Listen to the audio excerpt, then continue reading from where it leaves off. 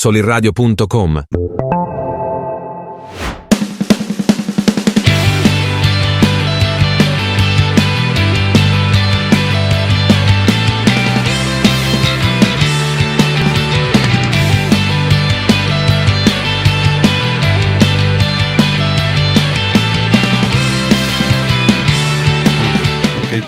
Buenas tardes, días, la hora que te encuentres, querido espectadora. Te damos la bienvenida a un programa más de Redes Poder, nuestro podcast, que pues tratamos de siempre dar el lado periodístico a los ángulos que abordamos. A veces vienen artistas, a veces vienen músicos, a veces vienen activistas, como es esta la ocasión. Y nada, te doy la bienvenida y arranco. Presento a mi compañero en cabina de siempre, Jorge Espejel, periodista. Sí, maestro.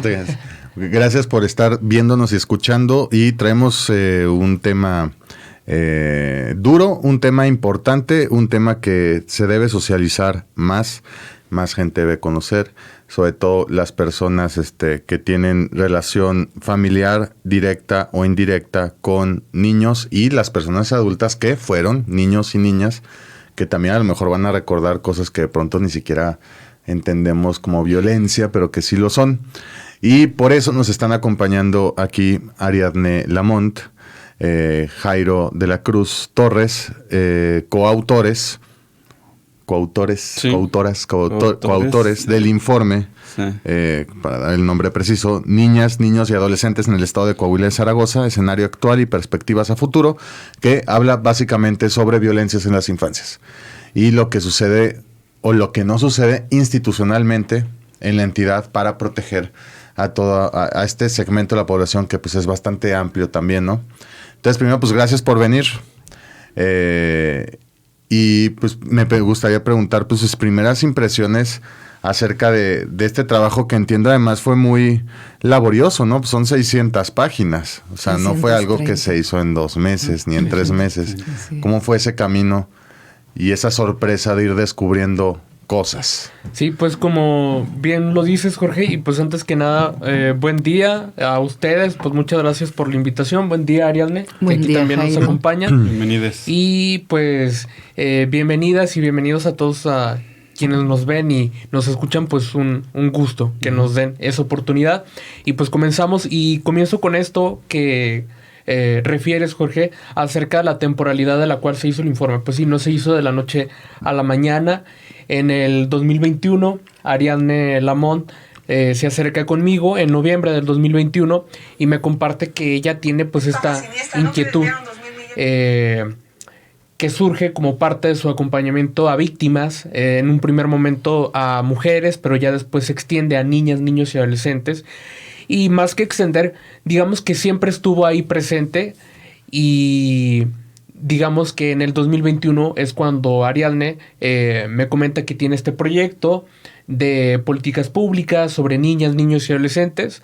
Aceptó colaborar, pues de tal manera que es pues prácticamente hace 2 años que es este recorrido. A lo largo de estos meses, pues sí, de igual forma las vicisitudes personales, porque creo que hay que remarcarlo, que este es un esfuerzo colaborativo pro bono. Nadie de quienes colaboramos en este informe cobró un solo peso, no se hizo con el apoyo, con los recursos de cada quien. No hay recursos más allá de eso.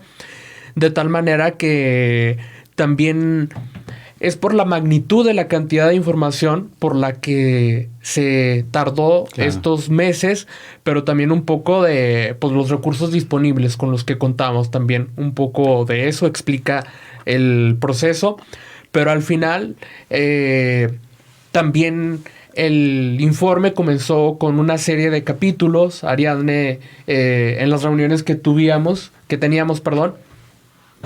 pues me comentaba de las dependencias de PRONIF, del DIF, y nos fuimos concentrando ahí, fue delineándose la ruta, pero pues ya en el informe, ya con la información que nos daban, pues fue imposible detenernos. De repente, pues sí teníamos interés y fuimos profundizando, googleando a veces.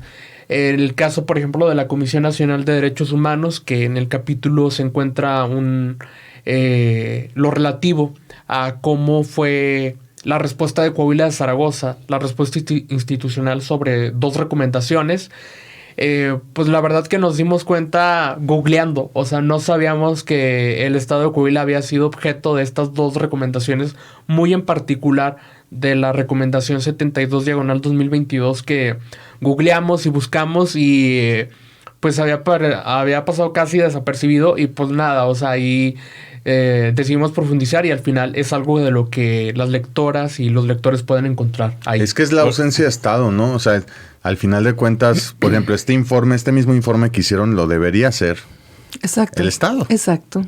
Debería de ser. Y tomar decisiones a partir de la estadística, ¿no? Así es, Jorge.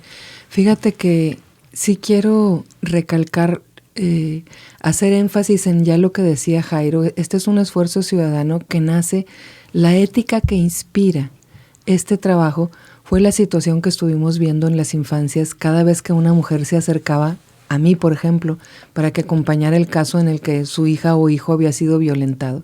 Casi todos los delitos por lo que nos buscan son delitos sexuales, pero no son los únicos. También tenemos casos de mujeres que sufrieron la sustracción de sus hijas e hijos y no han podido recuperarlos. Y eso lo vemos que mientras que el agresor que se llevó a su hijo impidiéndole que viera a su madre nuevamente, siempre son personas que tienen poder político o poder económico. Y si es el caso, las mujeres no van a recuperar a sus hijos. Tengo a una compañera que tiene 4 años ya buscando a su niña y no la puede encontrar porque el hombre tiene mucho dinero. Y al tener mucho dinero puede comprar todo lo que él quiera, incluyendo al Estado. Y entonces es ella contra ese señor, pero ella también contra el Estado. Y eso nos hizo, en lo personal, querer saber qué había más allá. Y tuve el buen ojo en ese momento de elegir a un politólogo como Jairo, porque Jairo entendió muy bien de qué se trataba y lo hizo su proyecto personal. Si no hubiera sido por Jairo, porque detrás de esto hay muchas, pero muchas horas de trabajo, él hizo tantas solicitudes de acceso a la información que el Congreso, por ejemplo, se molestó.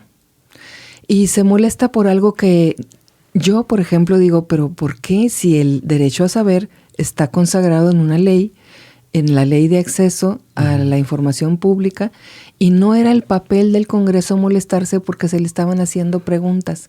Eso está muy mal, pero está más mal que el Congreso o quien haya sido, porque fue alguien del Estado que promueve que Jairo, que en ese momento era parte del INPLAN, que Jairo sea despedido, que sea desocupado, en virtud de que hizo un montón de solicitudes de acceso a la información, de tal suerte que la persona titular del INPLAN le pide la renuncia a Jairo, alegando que había perdido la confianza en él. En ese entonces había otra persona dirigiendo el INPLAN, ¿no?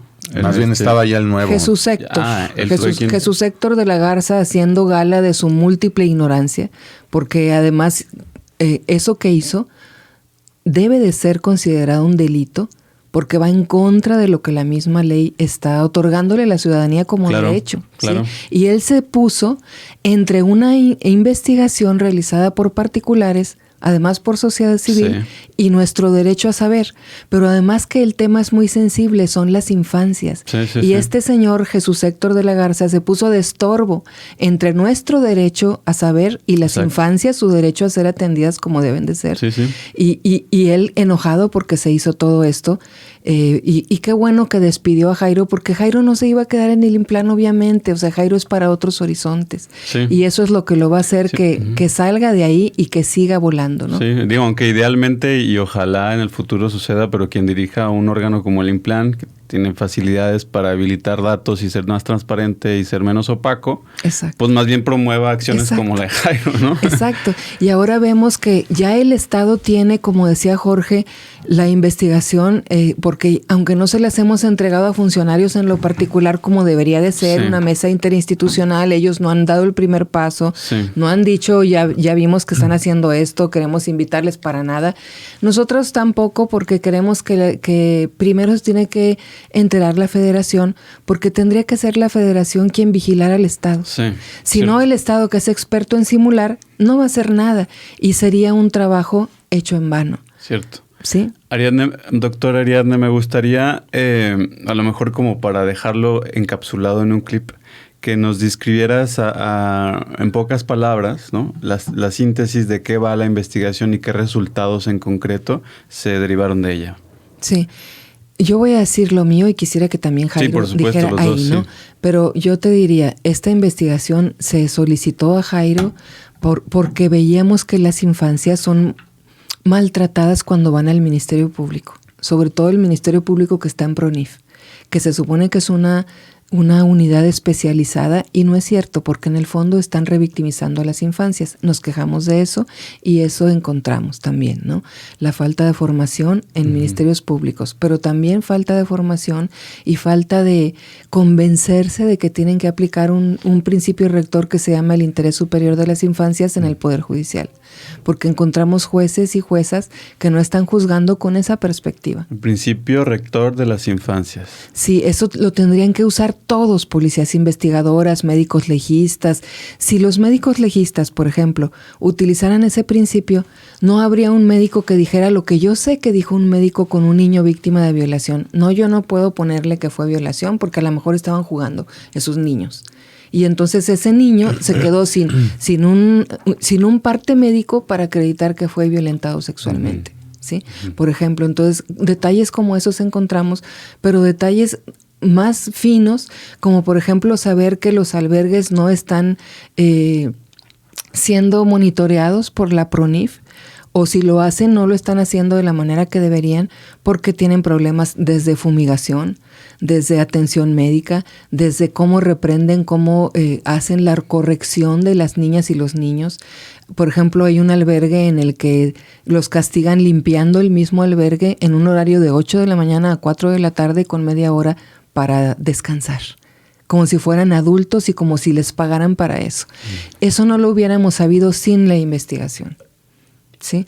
Y al final de esta investigación estamos aportando recomendaciones para el Estado, pero las recomendaciones tendrían que ser vistas en el ánimo de verdad, solventar, solucionar lo que les estamos encontrando. Y hay recomendaciones para todas las instituciones que pertenecen al Ejecutivo, pero también para el órgano autónomo que es la Fiscalía, para el Poder Judicial y para el Poder Legislativo. Sí. Por ejemplo, el Poder Legislativo, entre sus múltiples deudas, es un capítulo que encargamos a la ciudadanía que nos escucha, aunque no sean especialistas, que lo lean, porque vale la pena leer cómo el legislativo de la 62ª legislatura que ya se fueron, sí. Esta legislatura se dedicó a hacer de sus 3 años de ejercicio un largo año sabático.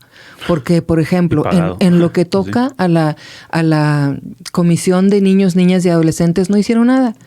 No sesionaron ni una vez. No. Pues empezaron a sesionar en verano del año pasado, pero ellos empezaron hace 3 años. Es que recuerdo vagamente nosotros cuando hacemos la evaluación de los diputados, pues contamos las reuniones de comisión y esa es de las que menos sesiona 1 o 2 veces al año. Y luego se le preguntaba a la presidenta de esa comisión que si tenían asuntos que dictaminar y ella respondía que no.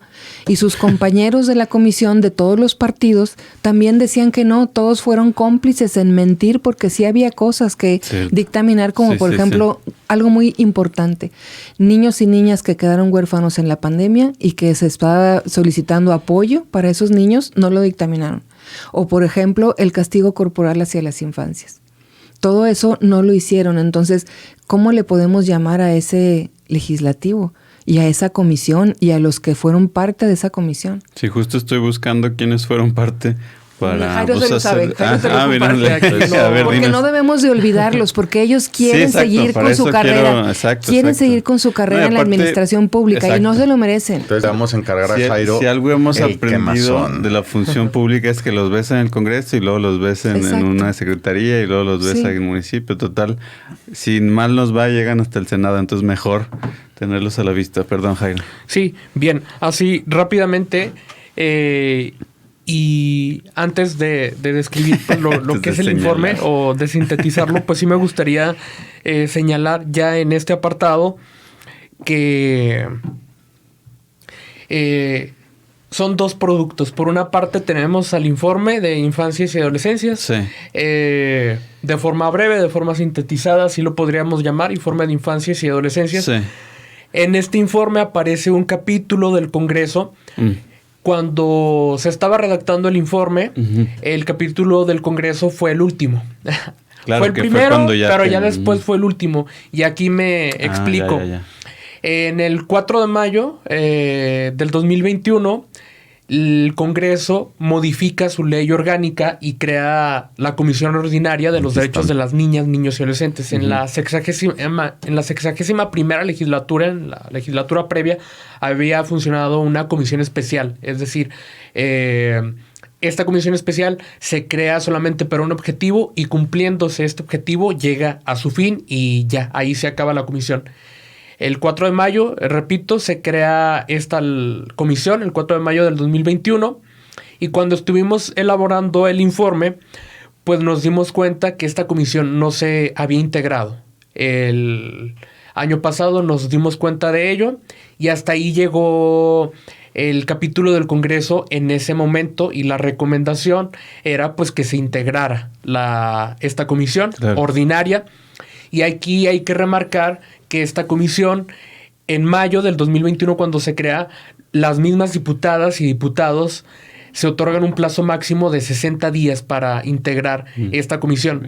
Ese plazo se incumple, se vence, pasa a 2021, 2022, y de 60 días se pasan hasta 513 días después, cuando crean esta comisión, es el 29 de septiembre del 2022, y es cuando ya empezamos a modificar ese capítulo del Congreso que había sido uno de los primeros en acabarse y fue el último en ser acabado. Perdón, la iniciativa para crear esta comisión, ¿de dónde surge?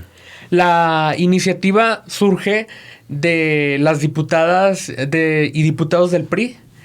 Surge de este grupo parlamentario. De hecho, una de las diputadas que suscribe esta iniciativa es pues la actual coordinadora, todavía coordinadora, la diputada María Bárbara Cepeda Boeringer.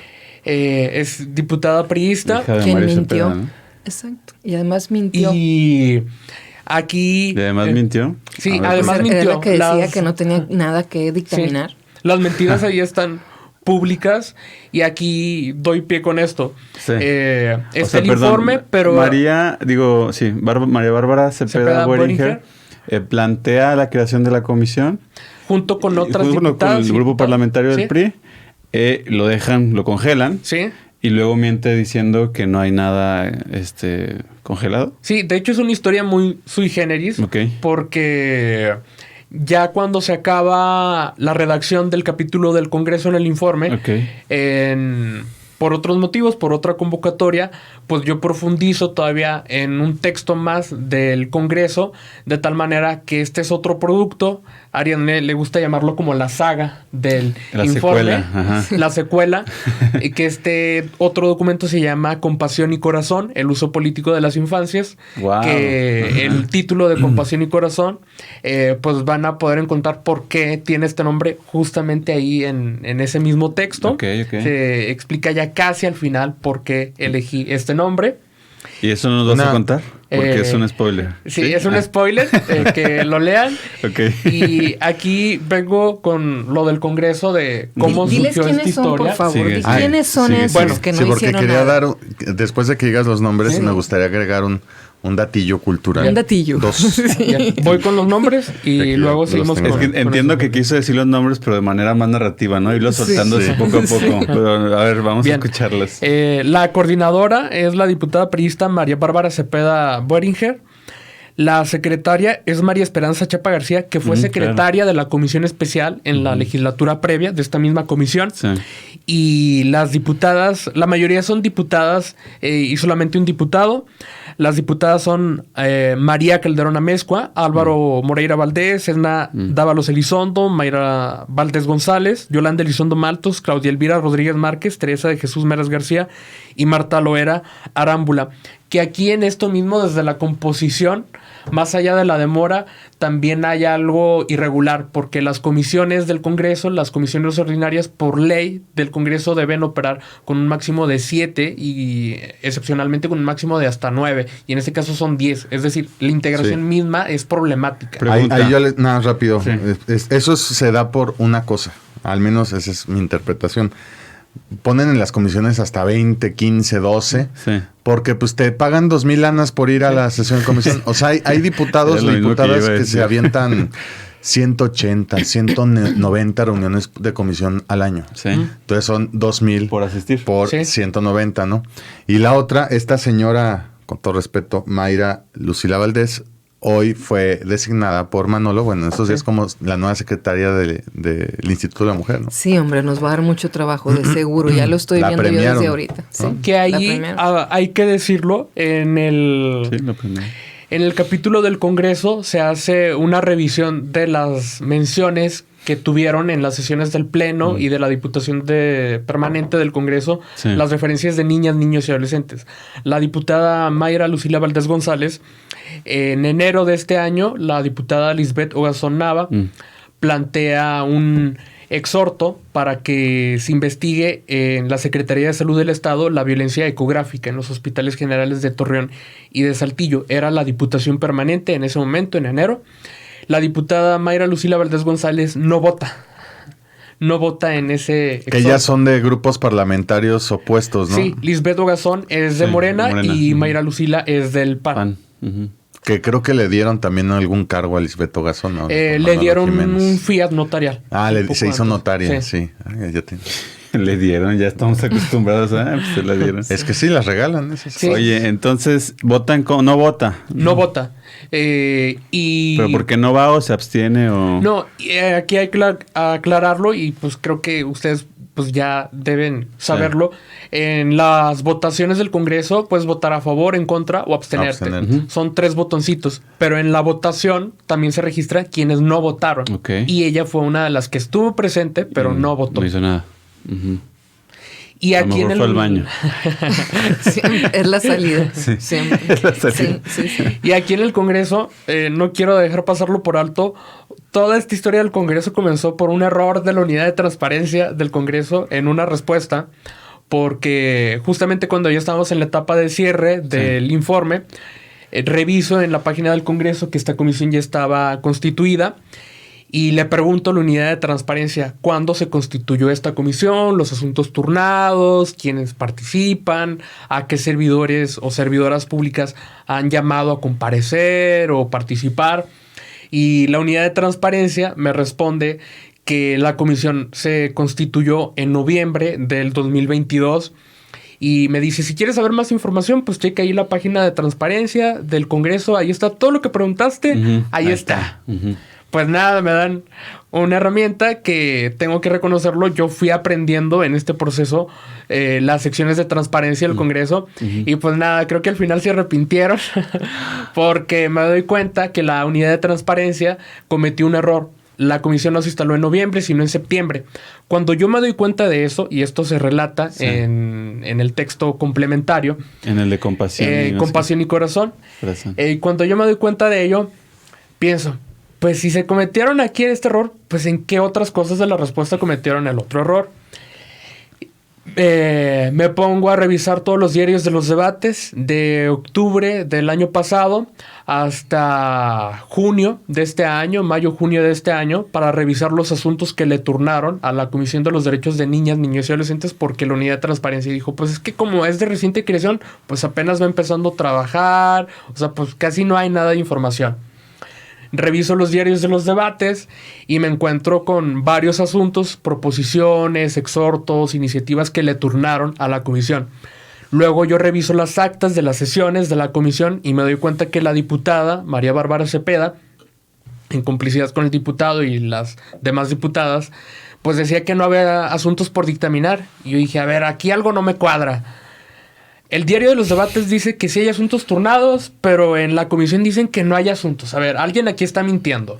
O es el oficial mayor que debe de notificar a la comisión un asunto turnado, o es la Diputada. que no hizo su trabajo, o la diputada que sí recibió el asunto, pero pues está mintiendo. Sencillamente así. ¿Qué es lo que hago? Pues pido los oficios donde con acuse recibido, donde se notifique por parte del oficial mayor a la diputada María Bárbara Cepeda que se les turnaron los asuntos. pues el Congreso me va dando todas las respuestas, ahí están, y dije, la única conclusión, la diputada mintió. Y mintió en noviembre, diciembre, en enero, febrero, marzo, abril, mayo. En junio no tuvieron sesión de comisión. En todas esas sesiones no dijo mintió. que no había Que asuntos. no había asuntos. Y fue hasta julio de este año, hasta julio y agosto de este año, que por fin sesionan. Bueno, sí sesionaban, pero pues en teoría las sesiones, todas esas sesiones en las donde no había nada, Sí. eran de 30 minutos. Y por ejemplo en octubre del año pasado y en junio de este año que no sesionaron, las comisiones del Congreso tienen que sesionar por lo menos una vez al mes. En esos meses incumplieron. Y aquí hay que decirlo también. Cuando el Congreso, la Unidad de Transparencia, me responde que la comisión se instaló en noviembre del año pasado, veo el acta y me indigna mucho que esa sesión aparentemente de instalación haya sucedido en formato virtual. Porque yo dije, se tardaron más de un año y cuando lo instalaron, o sea, lo hicieron casa. virtualmente. Que sí son válidas las sesiones virtualmente, pero deben de ser por condiciones excepcionales. Claro. Entonces lo que hago, pues es revisar los perfiles de Facebook, de Twitter y de Instagram de todas las diputadas y el diputado de la comisión. Sí. La clave era pues encontrar un elemento, dije, pues debieron estar ocupados en otra cosa para hacer la reunión virtual. Justificarlo. Y nada, pues que ese día la diputada María Bárbara Cepeda Boerringer y la diputada Claudia Elvira Rodríguez Márquez estuvieron jugando lotería. En lugar de reunirse presencialmente para instalar la comisión, estuvieron jugando lotería, en otros eventos partidistas. A eso voy, o sea, sí. ese tema de las omisiones de la comisión, al menos lo reduzco ahora escuchándote, es hueva. Exacto. O sea, el año sabático al que yo les refiero, sí. ¿no?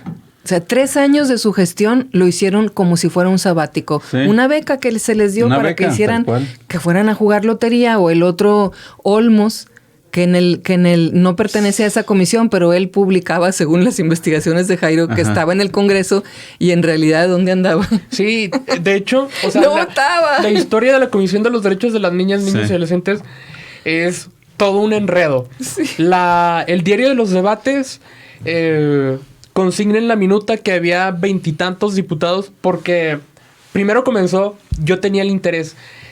Esta comisión se creó por mayoría de votos, quienes votaron a favor de la creación de esta comisión, y me doy cuenta que de 25 diputados y diputadas votaron a más 24. Y dije, ay, ¿quién fue ese que no votó? fue. Checo el diario de los debates, que en la minuta dice que al principio había 23 diputadas y diputados presentes. Y dije, a ver, esto no cuadra. O sea, al principio están 23, pero en la votación son 24. 24. Luego me voy al video de YouTube del Congreso y en la pizarra de asistencia son 22 diputadas y diputados. cabrón. Y dije, a ver, ¿qué pasa aquí? ¿Quién tiene la razón?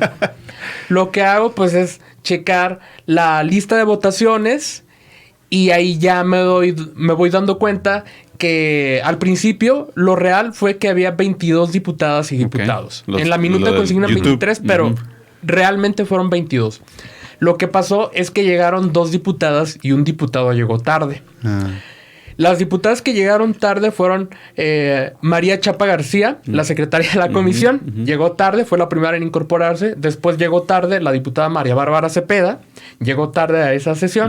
La encargada la coordinadora de la comisión. Y el diputado que llega tarde y que ya no alcanza a votar es el diputado Eduardo Olmos Castro. Es Presidente el del único Congreso. que no votó. Y aquí Hoy entra secretario en contradicción porque Desarrollo nuevamente Regional. cuando en la estaba Laura. viendo esto, dije, pues ¿por qué no llegó a la comisión? Vamos a ver su perfil de Facebook, a ver si estaba en otro evento, en una reunión, Algo o qué importante. pasó, algo importante. Pues nada, que me encuentro que a las 5 minutos, 4 minutos antes de las 10 de la mañana que comenzara la comisión, publica una foto en su Facebook reunido con la Junta de Gobierno y dice, trabajando para el desarrollo de nuestras sesiones del Pleno. Man, Y le valió. Foto la vieja. La sesión del Pleno inicia 20 minutos después de esa publicación. Entonces, si es la duda, o sea, ¿estabas o no en el Congreso? Y si estabas, ¿por qué llegaste tarde? Y aquí, digamos, no es algo como banal si llegaron o no llegaron tarde. Por ley, por reglamento, las diputadas y diputados tienen que estar desde el primer minuto hasta el último minuto de la sesión. No pueden salirse, no pueden llegar tarde. O sea, eso se penaliza. Que incluso también, ese es otro de los puntos que aparece en el capítulo. Hay diputadas, por ejemplo el diputado Eduardo Olmos Castro y otras diputadas que van, levantan la mano, dicen presente, pero no votan. Se salen seguramente, ¿no? O sea, sí. Es que nosotros, o sea, a lo mejor también te has topado eso, las listas de asistencia en el Congreso, ¿no? O sea, primero son como de 1980. Yo creo que todavía no checan con dedo, no sé. Y firman un papel, pero hay quienes firmaban, o alguien más les firmaba y ponían, sí asistió. Exacto. Sí. En lugar de la firma. Y con tipografías distintas. Entonces eso hacen. Oye, o sea, pero checan. En tercera persona, y se ¿no? van. Sí asistió. Sí asistió. Sí. Sí. Pedro, ahí ponme que sí ahí fui, güey. Ando en la cantina. Pues sí, o sea, sí son. Entonces, ese es el coraje que tenemos. ¿Por qué? Porque el legislativo, particularmente esa comisión, estaba ahí para legislar, para armonizar en torno a las infancias y sus derechos. Por ejemplo, los delitos sexuales están muy mal redactados. Yo pienso que vienen desde que empezó el Código Penal, cuando no había mujeres, cuando solamente eran hombres. Y si ustedes los leen despacito, nos están hablando de un gozo que tiene o no tiene el miembro viril. Por eso los nombres. Sí que les ponen violación equiparada, violación impropia, abuso sexual. O sea, simplemente el abuso sexual, que son tocamientos, eso ya dejó traumatizada a la criatura que lo haya vivido. Claro. Y le dan menos penalidad. Entonces, no es porque seamos punitivistas, es porque lo que queremos decir es, esta 62ª legislatura se fue sin haber modificado eso para que en el centro no esté el falo, sino esté la víctima. Claro. Sí, los tendrían que volver a leer y que redactarlos de otra manera. Y sobre todo, fue una legislatura que tenía paridad. Y no puedo creer que a ninguna mujer, que muchas han sido víctimas de violencia sexual, se le haya ocurrido eso. Sí. Eso se me hacen de lo más reprobable del Congreso. Sí, parece una contrariedad que quien legisla ni siquiera funciona en forma, ¿no? A la ley, a la misma ley que ellos se supone que defienden y crean. O sea, es una contrariedad horrible, porque pues entonces ¿de quién depende la justicia, no? Bueno. Exacto. Pero además, al hacer un mal trabajo o al no armonizar, al no reformar lo que tendrían que hacer, tampoco dejan mucho espacio para que los jueces trabajen de otra manera. Exacto. Y los jueces también es un espacio como un puercoespín que apenas estamos volteando a ver al Poder Judicial, pero ahí ocurren muchas cosas en contra de las infancias. Por ejemplo, eso de juzgar sin perspectiva de infancias, sin perspectiva de género, y todavía que ahorita haya juezas que se atrevan a mencionar en plena audiencia penal en la situación del himen, cuando la situación del himen no debería de ser ni para confirmar ni para negar una violación. Claro. Porque hay otros elementos. Pero claro, si la persona juzgadora no está parada en el interés superior del menor, van a seguir haciendo esas tonterías de que porque el examen del médico legista no está diciendo que hubo violación, que no hay señas, no hay señales de haber sido una violación, entonces dejan libre al sujeto. Y así tenemos violadores libres por ese error.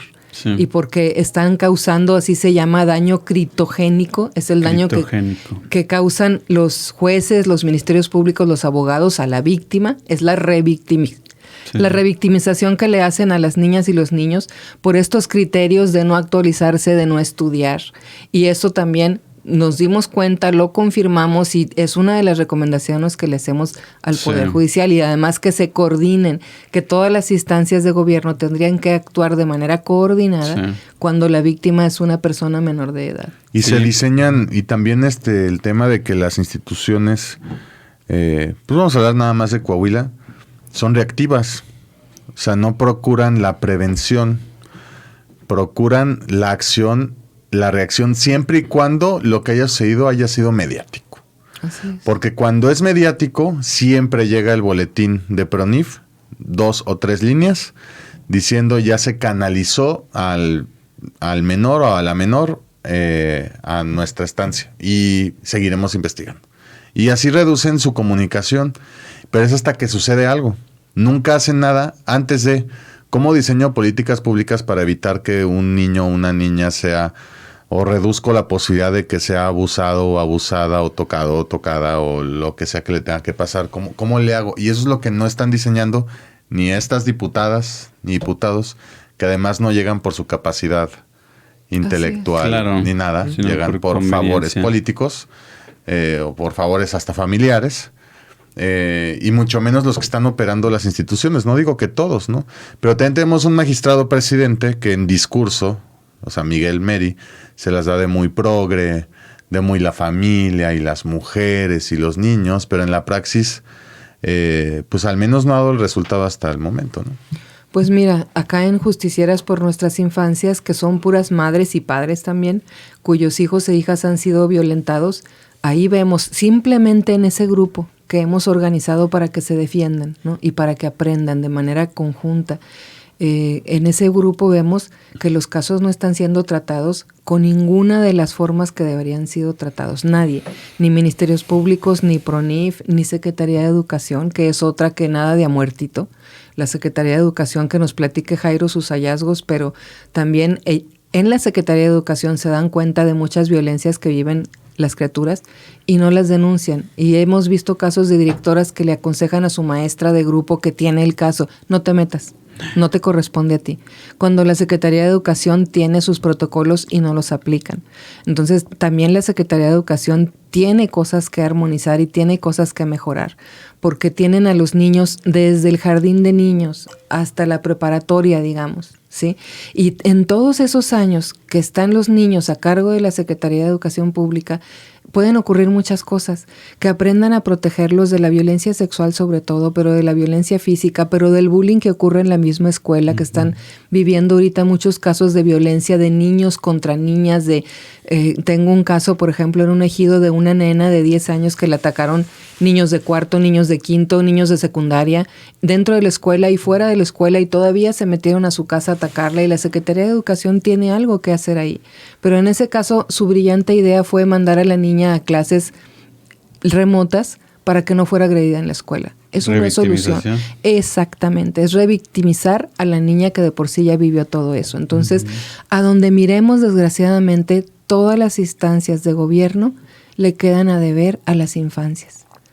Sí, no hay voluntad. O sea, en ningún rubro hay voluntad de hacer o de aportar algo, ¿no? A las estructuras del sistema.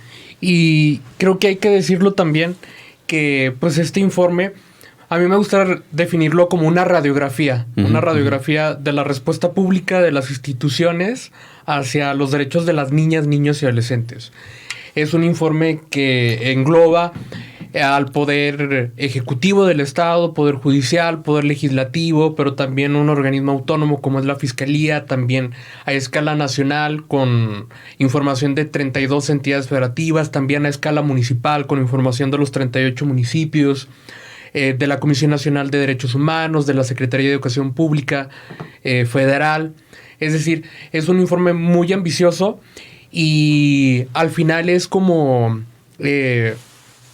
determinar o encontrarse con estos hallazgos que así se describen en el informe. Sí. El informe creo que valdría la pena señalarlo. Sí. La estructura es, primero, también nos interesó un poco hacer pedagogía pública de quién es la titular o el titular de la dependencia, obviamente con la administración pasada.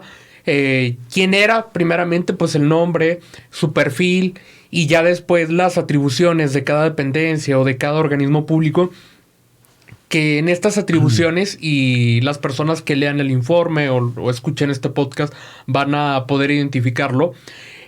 Nuestras solicitudes de acceso a la información pública, y que ya junto con el informe es información que está ahí disponible para cualquier persona que pueda y quiera consultarlo, porque al final en el informe pues ya está el análisis, el procesamiento, pero si alguien quiere ir a la información en bruto, ahí están todos los datos que nos pasaron, que incluso me atrevería a decir, hay datos todavía que no los explotamos como nos hubiera gustado explotarlo o profundizar, de tal manera que también es una invitación para si alguien quiere profundizar, pues adelante. Y aquí valdría la pena remarcar que nuestras solicitudes y lo que se hizo en el informe, los capítulos, las secciones, pues partió de las atribuciones legales de cada institución. Por ejemplo, si PRONIF tenía que recibir reportes de acoso escolar, lo que se le preguntó a PRONIF fue cuántos reportes de acoso escolar, de agresiones escolares has recibido. Que ahí, como decía Ariadne, y esto me da pie también para introducir lo de PRONIF, que fue también un caso muy particular lo que pasó ahí, porque PRONIF tiene que recibir reportes escolares, digamos, de violencia escolar. Se le preguntó a PRONIF cuántas quejas, cuántos reportes ha recibido por parte de autoridades escolares. PRONIF primero da un número, cerca de 600, si no mal recuerdo. ¿Al año? El periodo fue 2017-2023, si no mal recuerdo. También es algo que aparece en el informe, no es nada más de un año, sino también el comportamiento histórico, particularmente del 2017 al 2023, pero hay casos en donde la información se amplía por más de una década. Sí, eso claro. También ahí aparece en el informe. Aparte en este tipo de información luego, perdón que te interrumpa, pero hay muchos subregistros. O sea, realmente no, la medición hay que considerarla incluso hasta el doble o más, ¿no? Sí. La real. Sí, la cifra oculta que está ahí subregistrada. Uh-huh. Y aquí a lo que voy es que primero PRONIF nos da... Esa fue una de las primeras solicitudes que nos dio, que hicimos y nos dio respuesta PRONIF. Nos da ese número. Y en un segundo momento, pues, quisimos profundizar porque desde un primer momento le preguntamos a PRONIF esos reportes, pero por división geográfica municipal. Un poco también para ver en qué área se concentra. Y esto también, pues, sirve para las tomadoras y los tomadores de decisiones, pues, dónde concentrar más recursos, dónde está creciendo, dónde está bajando. Y PRONIF pues no emite ningún pronunciamiento sobre la división a escala municipal. Nos da ese número, queremos profundizar y ya después ahí sigue una ola de ir y venir de preguntas y respuestas. Y porque también teníamos la inquietud de saber, pues estas quejas que recibes de autoridades escolares, pues cómo las clasificas. Obviamente va a haber casos de agresión sexual, de bullying, o sea, ¿cuál es el criterio de clasificación? Y PRONIF lo que nos respondió pues es que cada caso en particular se estudia. Nos inconformamos ante el ICAI, ante el Instituto Coahuilense de Acceso a la Información Pública. Nos da la razón que PRONIF tiene que emitir respuesta. Contestar.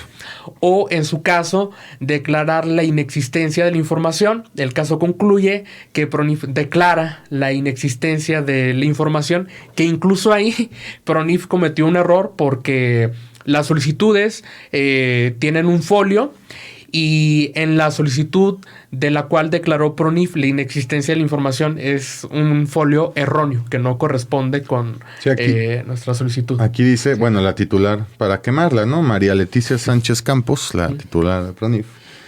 Aquí en La Laguna es una Edna, ¿no? Estrella. Bueno, aquí dice, PRONIF evade agresiones sexuales en albergues, ¿no? Por ejemplo, del 2015 a 2022, el organismo guardó silencio. Entre tanto, la Fiscalía confirmó la recepción de una denuncia por violación en 2018 en una casa hogar. Y en 2019 recibió la denuncia de corrupción de menores en Visión de Amor, Alcance de las Naciones, otro albergue, ambos en la frontera, ¿no? Piedras Negras, Acuña, ¿no? Entonces, esa institución, a eso es a lo que voy, sirve, existe y recibe recurso público para atender específicamente ese tipo de cosas y las evade. Entonces, ¿qué haces? Y sobre todo, igual aquí, Ariadne, yo creo que podría complementar de mejor forma que PRONIF, a diferencia de otras dependencias, de otras instituciones, PRONIF está sectorizado al despacho del gobernador. Es decir, no... Hay que solicitarlo ahí. O sea, las solicitudes es en la PRONIF, pero digamos a diferencia de otras instituciones como el Sistema de Protección Integral de Niñas, Niños y Adolescentes, que está al interior de la Secretaría de Inclusión y Desarrollo Social, que es el otro gran organismo que tiene que ver con las niñas, niños y adolescentes.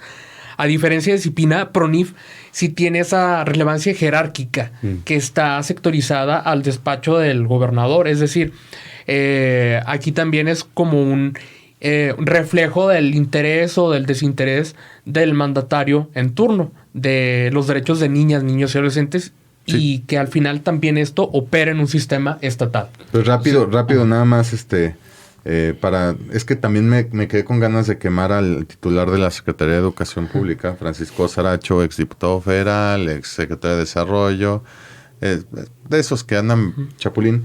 La Secretaría de Educación impuso récord en 2021 en abuso y acoso sexual. La Secretaría procesó 26 expedientes por estos motivos.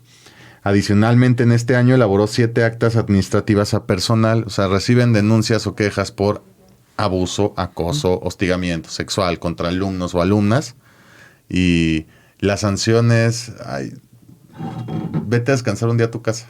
Una actita administrativa, ¿no? Entonces, pues sí, institucionalmente no se está atacando el problema. Exacto. No hay voluntad institucional. No hay voluntad. La Secretaría, por eso yo siempre digo, la Secretaría de Educación Pública en Coahuila le está quedando de ver a las infancias. Y todo ese conglomerado de funcionarios van y cobran un sueldo que nos está costando como Estado, y la ciudadanía necesita mantener a su Estado fuerte para que nos cuide. Y para que cuide a la vida desde sus pequeños brotes, que son las infancias, pero no les importan. Y este es un reclamo que hacemos a las autoridades, porque el hecho de que esa población no vote no quiere decir que no la tengan que cuidar, porque esa población que está cayendo en el uso de drogas, en el consumo de drogas a edades más tempranas, ahora esta droga que se llama cristal y que es tan barata y está tan a libre acceso, hay niños de 7 años que la están usando. Y no la usan porque no tengan otra cosa que hacer, la usan porque es tal el sufrimiento que viven, que esa es una salida, ese es algo que les ayuda a sobrevivir el dolor que están viviendo. Y que no le entre ni Secretaría de Educación, ni la Secretaría de Salud, ni el Congreso, ni nadie. Eso es terrible para las infancias, pero además para el futuro, unos cuantos años más, que de hecho ya lo estamos viviendo ahorita, todas esas juventudes que están delinquiendo, que están convirtiéndose en adolescentes en conflicto con la ley, pues es porque no se atendieron los problemas que vivieron desde chiquitos, ¿no? Porque además PRONIF tiene como la política de retirar a los niños de sus casas para protegerles, pero resulta que ahí les violan, como acabamos de ver, o que ahí les castigan, o que ahí usan un personal que ni siquiera está capacitado. Ese es otro de los hallazgos, que el personal que está al cargo de los albergues no reciben la capacitación que tendrían que hacer, que tendrían que tener, y pues con todo eso están contribuyendo a que todas esas infancias doloridas se conviertan en adultas y adultos que no van a ser felices. Traumatizados, y por lo mismo hay un dicho que pusimos ahí en la investigación que dice que si el niño no siente el calor de su aldea, regresará a esta cuando sea adulto para quemarla y sentir su calor. Entonces creo que eso es algo que tendrían que tener en cuenta las autoridades. Por eso hicimos esta investigación, pero también para que se pongan las pilas ya ahorita, y estos nuevos que van llegando, que sepan en qué condiciones están las infancias, porque ya ese de educación que acabamos de mencionar para quemarlo, porque va a tener sueños de ser otra vez funcionario público y quemar a todos esos que no dieron buenos resultados, pero los que llegan tienen que saber qué es lo que está en la mesa y tienen que resolverlo. Yo creo que en gran parte lo que demuestra esta investigación es el tema de algo así como una especie de tráfico de omisiones de funciones, ¿no? O sea, todos deciden deliberadamente no hacer su trabajo y no servir, ¿no? hacer su función como servidores públicos. Me imagino que hay algún argumento legal por ahí, pero no tan sólido, y debería de haberlo. Pero mi pregunta sí para ustedes y para ir cerrando, no sin antes invitar a toda la gente que nos ve a buscar niños, niñas, adolescentes en el estado de Coahuila de Zaragoza, escenario actual y perspectivas a futuro, que si bien es un trabajazo y exhortamos, ahora sí que como Congreso, exhortamos a que lo lean todo, pues sabemos también que a lo mejor puede ser muy exhaustivo y se recomienda ir a las redes sociales de INCIDE, de Redes Poder. Nosotros también vamos a hacer labor de difusión. Y pues no sé, ustedes en lo que vayan fomentando, pues que busquen ahí la información para encontrarla y más o menos hacerse una idea del panorama. Yo sí preguntaría qué sanciones o quiénes ahorita de que hubiera voluntad de parte de alguien buscar la sanción, ¿a quién le corresponderían las sanciones principalmente y cómo se justificaría legalmente este tipo de sanciones y qué sería una sanción administrativa o qué tipo de... Sí, sería sanciones administrativas, podría ser ante el órgano interno de control. Y de hecho hay un antecedente de ello porque PRONIF, otra de sus atribuciones es emitir recomendaciones a personas servidoras públicas, porque en dado caso que estas personas servidoras públicas hayan cometido alguna vulneración. Pero digamos que una expectativa pudiera ser que organismos nacionales, que ya se hizo, por ejemplo la Comisión Nacional de Derechos Humanos, que denunció administrativamente a servidores públicos de PRONIF, siendo uno de ellos el ex subprocurador regional Laguna, José Julián Vázquez Favela. Solamente que en este tipo de casos, pues todavía habría otras barreras que franquear, porque aquí hay que decirlo, es denunciado este ex servidor público en el año pasado por la Comisión Nacional de Derechos Humanos, y en octubre del año pasado la PRONIF, el órgano interno de control, determina que el delito, la supuesta falta que cometió fue no grave, y en diciembre del año pasado determina que el delito ya había prescrito. Es decir, es un camino que tendría que recorrerse por temas administrativos, de responsabilidades administrativas, pero aún en ese camino pues todavía habría otras barreras pues para perfeccionar, para pulir esta ley, pero tendría que ser ahí la ruta. Yo creo que como ciudadanía tenemos de alguna manera un poder de paralizar estos personajes que no están haciendo sus funciones y que no salten a otro lado, y es con la sanción pública nada más, ¿no? Haciendo públicos sus perfiles, sus trayectorias. Es como esta funcionaria que ahora está en un lugar que es el mecanismo de adelanto de las mujeres, que ahora va a ser Secretaría de las Mujeres de Coahuila. Pues, ¿cómo ponen a una funcionaria como ella que dio tan pobres resultados como diputada, no?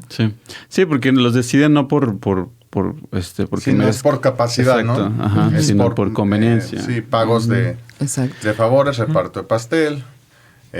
Al final seguramente, no le quiero jugar al mago, pero esta Secretaría de las Mujeres va a dar los mismos resultados que yo haciendo una prueba de astrofísica. Entonces, que tú yendo a correr un maratón. Que yo corriendo un maratón. A los 2 kilómetros voy a estar ahí tirado. Pues Entonces, no es por ser ave de mal agüero, pero si ya se demostró que ya no dio resultados en un poder legislativo, en un trabajo colaborativo, en donde hay que levantar la mano. A favor. Sí. Jalo. Porque están atrás los asesores que redactan y hacen todo ese trabajo. A favor. Están sentaditos. Y no lo hizo, pues menos va a procurar, ¿no? La prevención y la sanción. Además, el conservadurismo no está de acuerdo con los derechos de las mujeres, especialmente con los derechos sexuales y reproductivos.